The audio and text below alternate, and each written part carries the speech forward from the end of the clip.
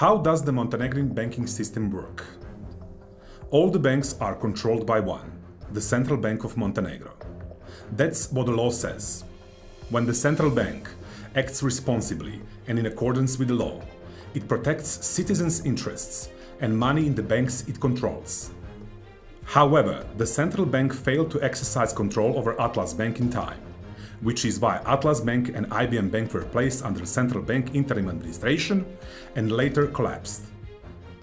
As the central bank failed to perform its regulatory role for years, it acted contrary to the law and as a result incurred the loss of hundreds of millions of euros belonging to citizens, legal entities and state authorities. In 2017, Governor Radović appointed Irena Radović as Vice Governor of the Central Bank, having been impressed with her professional qualifications. Only a year later, she was removed from office on precisely opposite grounds. We investigated this case and asked the governor what steps he had taken towards preventing money laundering and potentially corrupt actions. We never received an answer.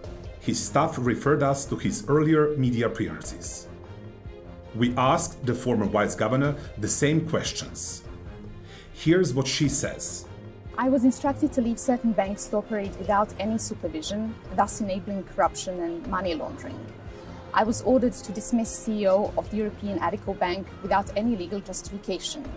I was told to vote for illegal and corrupt schemes at the Central Bank Board.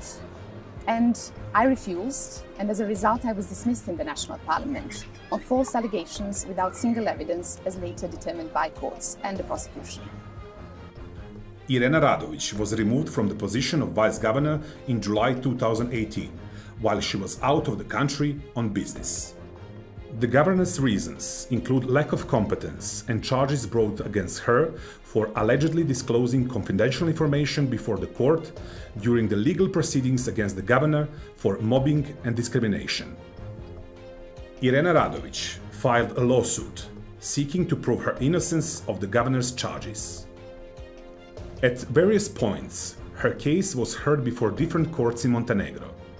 The first instance court ruled that the proposal for her removal from office was based on arbitrary and unsubstantiated allegations without any evidence. Her dismissal was annulled as unlawful twice by the Basic Court, in line with prior judgments of the Administrative and Supreme Court of Montenegro.